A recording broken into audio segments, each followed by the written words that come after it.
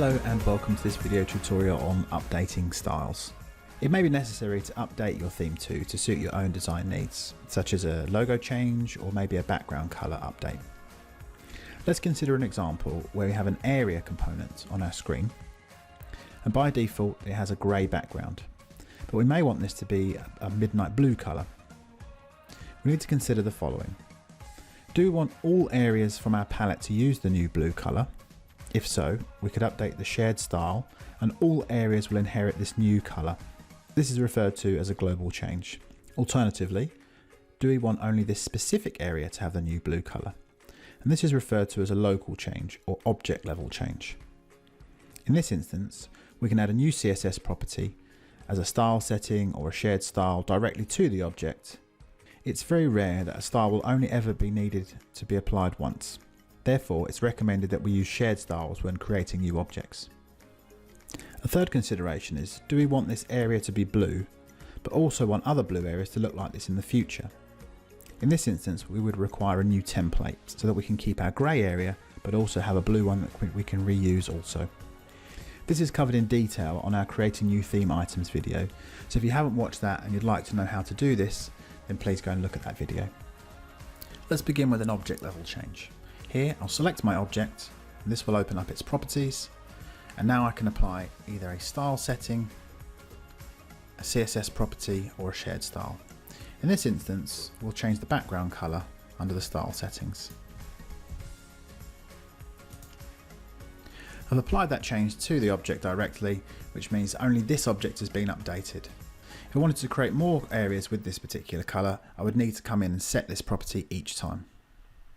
Alternatively, what we could do is remove the background colour and create a shared style that we can then reuse on other objects in the future.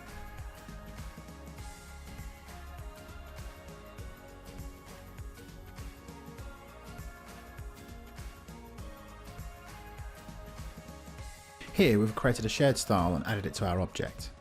This style could then be dragged into other objects if we created them. Alternatively, you may just want to create an area that's always this colour, in which case you'd be then looking at creating a new theme item. Before we move on, let's discuss briefly how the styles are applied. Shared styles are always applied first, and that means that they can then be overridden at the object level. So those settings will be the style settings, CSS properties, formatting rules, and position settings. Within each of those sections, the styles will cascade down. So as we can see here, the default style is overridden by the default area style, and that in turn is overwritten by the teal style. However, if I was to apply a style into my style settings, this would then override the teal colour, as we'll see here. It's for this reason it's very useful to use the shared styles so that you can override in the future. Otherwise you'll have to come into each object and edit it to remove these settings. We need to be aware of these settings so we can understand how the styles cascade inside FixFlow. The reason this is important is because we may apply a shared style, maybe with a different colour, but when we see this on the screen it doesn't display as we'd expect it to. And the chances are there's probably a style that is superseding the one that we've applied, and that could be in our style settings or it may well be in our CSS properties. So if your dashboard doesn't display as you'd expect, check these two areas.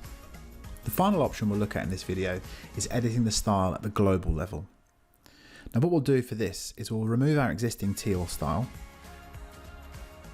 and we can see here we have a default area style. Now by editing this, any area that has this style applied will be updated. So here, if I change the background colour to our teal colour, we can see on our dashboard that all areas now inherit this teal colour. Now this may not be desirable, as we can see here on our screen, so I'll remove that change. However, if we were updating a logo for example, it may be worth going into that and changing its style to apply our own logo. So just to recap, we can apply our changes to our styles at the object level, and we can also apply them at a global level. And when we apply our styles, remember that they cascade down. They begin with the shared style and cascade down inside that. You'll then have the style settings, CSS properties, formatting rules, and position settings. I hope you found this useful, and I'll see you in the next video.